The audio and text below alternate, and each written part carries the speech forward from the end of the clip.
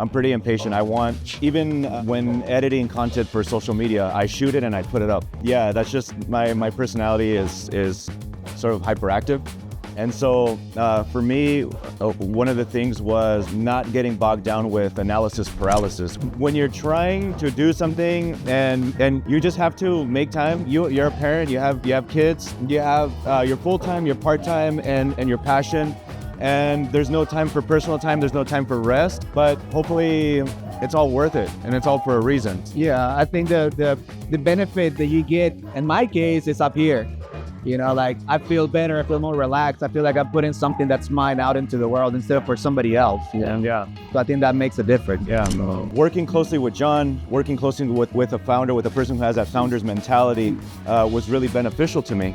And so one of the things that he taught me was, don't wait for things to be perfect, just do it. Because it's never going to be perfect. Today, we have a big brand that has a good following and we have a lot of successes, a lot of muchos triunfos. But at the same time, things aren't perfect. Things are always, constantly, there's something. Siempre hay algo. I think a lot of people are like, whoa, what if someone's judging me? And I told her, they don't pay our bills, you know? And so, or if they have advice on how to do it better, maybe they could tell us. And so it's a win-win, you know what I mean? So I think not getting into the demons of your mind and the way your brain works, you know, and just getting over it and just doing stuff, just starting. Yeah, I think that's something that I'm also experiencing as well. Like while I do something, like what are they gonna say? Yeah, it's a little bit of that. It's hard to get it away. I mean, I can say I don't give a crap about what people say, but some part of me is like, what if this is not perfect? What if this is not the right thing to do?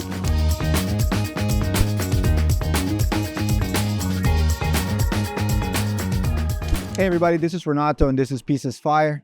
I'm here with Gilberto Marquez, a hat maker, creative, and entrepreneur.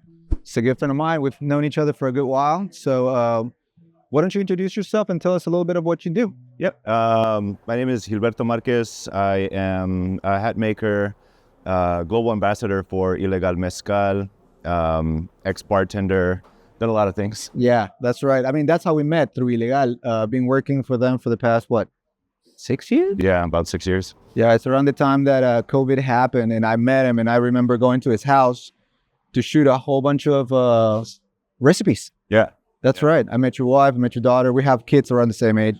So yeah, I mean, dude, thank you for being here. We're right now in Austin, Texas, while doing some illegal cool stuff. Why don't you tell us a little bit about your story, where you started, and how did you end up here, where we are? Well, I started like a lot of people in the neighborhood where I'm from, construction, manual labor. I was working in my dad's construction company and was doing that for a lot of years. It was one of the things that helped me be able to adjust and pivot like on the spot. Yeah, just getting prepared for life. And I wanted to become a chef, but I didn't really have the knowledge of what is the process of becoming a chef. I didn't know that you could start from the bottom and move your way up. You know, you could even start as a dishwasher, move your way up to be executive chef one day. I didn't know that. I thought you had to go to school and get all this training, which I'm sure you do, but I didn't have enough money to go to a Le Cordon Bleu or that type of school, so I went to bartending school. And so I went to bartending school and went into a bar and got my first job and started working, making classic cocktails and, you know, working on the whole mixology side. Then moved to Atlanta and helped open a mezcal bar. And I started hyper-focusing on the mezcal spirit and Mexican spirits in general. That's when I found Ilegal. And so I started working on Ilegal for a long time. I've been with Ilegal for about 14 years. While working with Ilegal, I started traveling a lot to Oaxaca. Mm-hmm. And while in Oaxaca, I started buying hats and people started recognizing me for having a hat and wearing hats. And I fell in love with hat making. The first hats that I would get, I would take them apart, put them back together and learn that way. Yeah. I remember when I first met you, you had all your stuff in your garage and you were kind of making it kind of sort of for fun at that point, right? And then that was around 2020. And after that, you were in Dallas and you moved back to LA. I think that's where everything just kind of exploded, right? Yeah. Yeah, so when we first started making hats, we would make them in our apartment in New York when I was living with my wife in Brooklyn. And I would just bring, like 4 or 5 hats back from Mexico, and I'd deconstruct them, put them back together. And really started working on them, started an Instagram page and showing people what I was doing. And then I moved back to California, and we started making hats in our garage. And then from there, moved to Dallas. So kind of just bouncing around everywhere.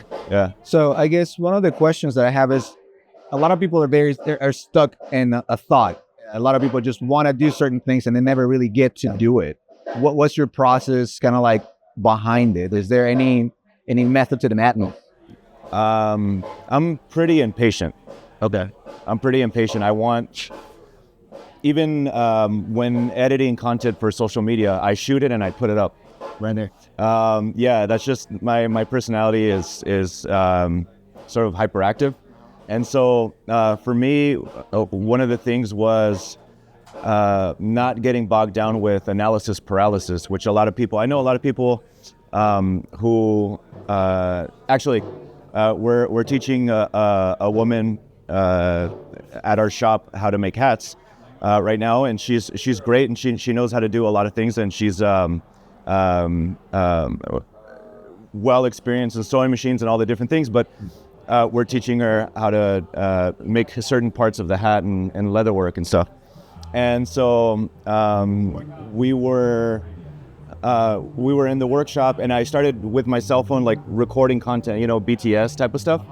And we told her, and she told me, oh, well, while you're filming, what if someone who really knows what they're doing looks at this clip and starts judging me? That's the thought, yeah. And I think that happens a lot in social media. I think a lot of people are like, whoa, what if someone's judging me? And I told her, they don't pay our bills, And so, or if they have advice on how to do it better, maybe they could tell us. And so it's a win-win, you know what I mean? So I think not getting into the demons of your mind and the way your brain works, and just getting over it and just doing stuff, just starting. Yeah, I think that's something that I'm also experiencing as well. Like, while I do something, like, what are they gonna say? Yeah, it's a little bit of that. It's hard to get it away. I mean, I can say I don't give a crap about what people say, but some part of me is like, what if this is not perfect? What if this is not the right thing to do? Is there a right thing to do? Yeah. I think what matters is to do it, right?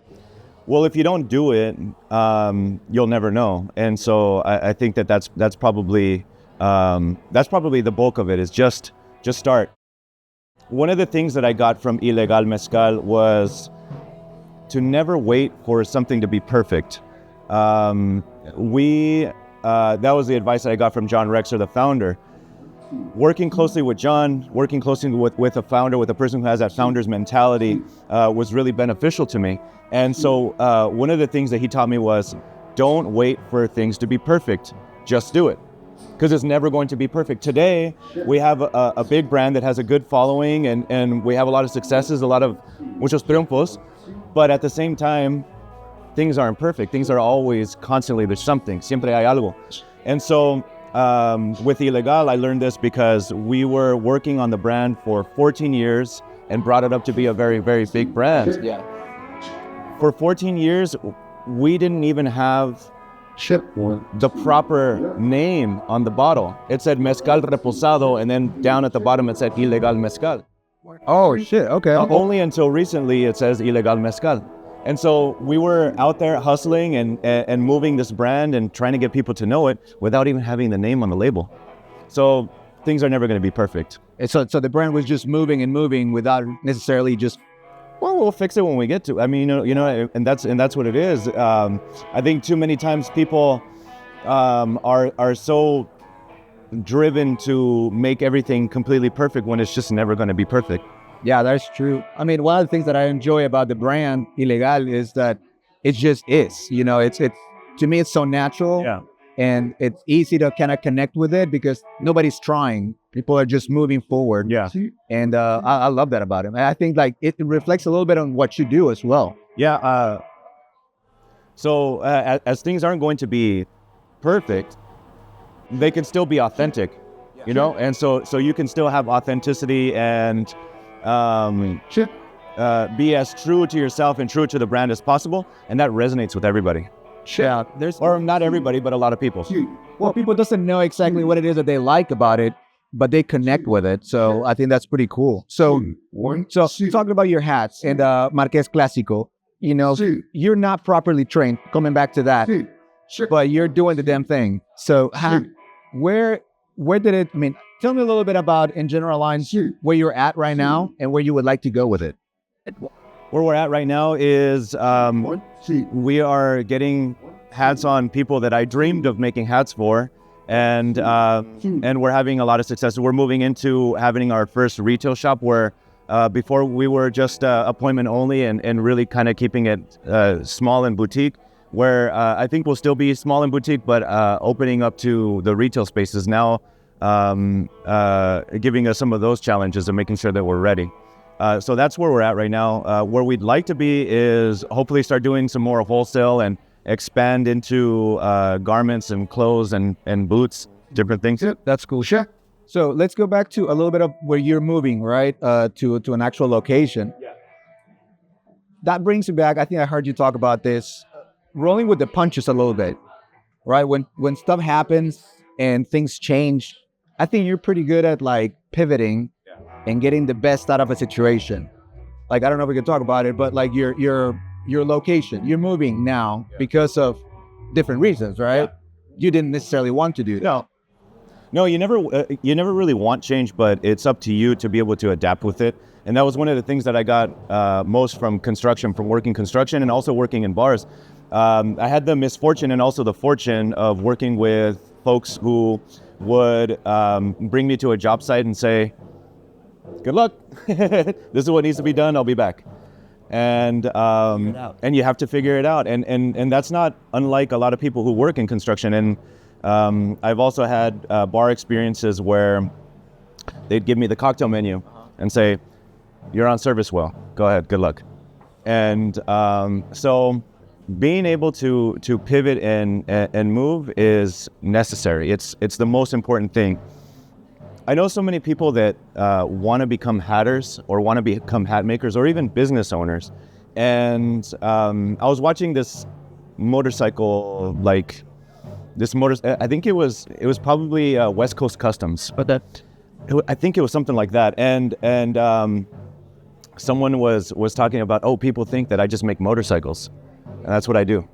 It's just, I just want to make motorcycles and that's what I do. It's like, no, when you own a business, especially when you're a small business, you're creating content, you're fulfilling orders, you're taking consultations, you're trying to grow.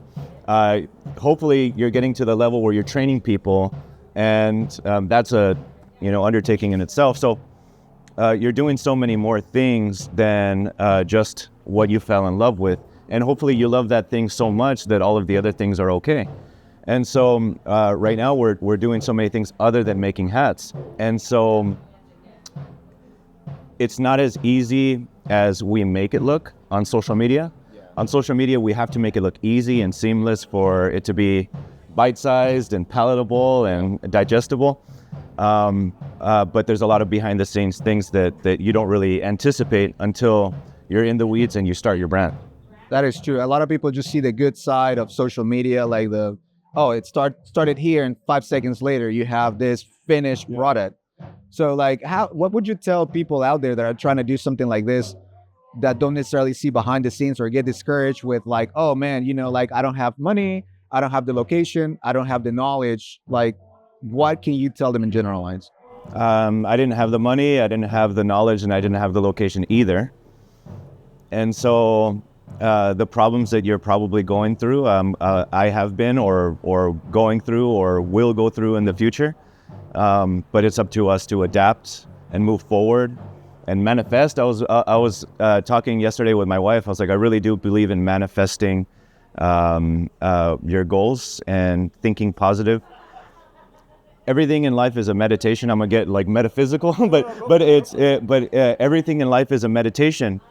Eso es muy caro. ay, nunca voy a poder, nunca se puede. Nunca. Yeah, all of that, and that's something that we get taught just culturally. But manifesting and being positive is probably the most important thing, because if I keep saying that I can't, I won't. Yeah. And saying that I can and I will, and working a little bit at a time, chipping away at it, you're gonna eventually get better, and you're eventually going to get fulfill your goal, I think. You know, so manifesting is really, really important. When I first started making hats, I was like, oh man, my goal would be to make a beautiful, clean tejana that a really famous artist would wear on stage. And I'm like, man, it's not happening. I knew it wasn't happening. It wasn't happening at the moment, but I was like, it's going to happen one day. And you keep moving forward to that. Because you're repeating in your mind that it's not going to happen, and you can, and you don't deserve it. What option does the universe have then to make it so? Yeah. I think the not giving a shit kind of comes to play in that, man. Yeah. So that's pretty cool. So hopefully I'll be able to take all this shit out. I think so. I think so too, yeah. And we can always do it on Zoom. Yeah, I'm figuring that out as well. And I think that's, yeah, also, you know, just, I know, whatever. To your point, it's like, I just went out and did it. Like, I just went out and fucking like shot something, and I was exhausted, man. I remember whenever I did it, and I just fucking pushed through. And I remember your words, it's just like, just do it. Yeah, it's one of those things where when you're trying to do something, and you just have to make time. You're a parent. You have kids. You have your full time, your part time, and your passion. And there's no time for personal time. There's no time for rest. But hopefully, it's all worth it, and it's all for a reason. Yeah, I think the benefit that you get, in my case, is up here. You know, like, I feel better. I feel more relaxed. I feel like I'm putting something that's mine out into the world instead of for somebody else. Yeah. So I think that makes a difference. Yeah. Well, cool, man. We can just wrap this up. We'll do it again. Yeah. We're gonna do this on Zoom or something else. Right now, the band is practicing, I guess, doing sound check. But yeah, I appreciate the time, my man, and hopefully we'll get to see you in. Okay. All right.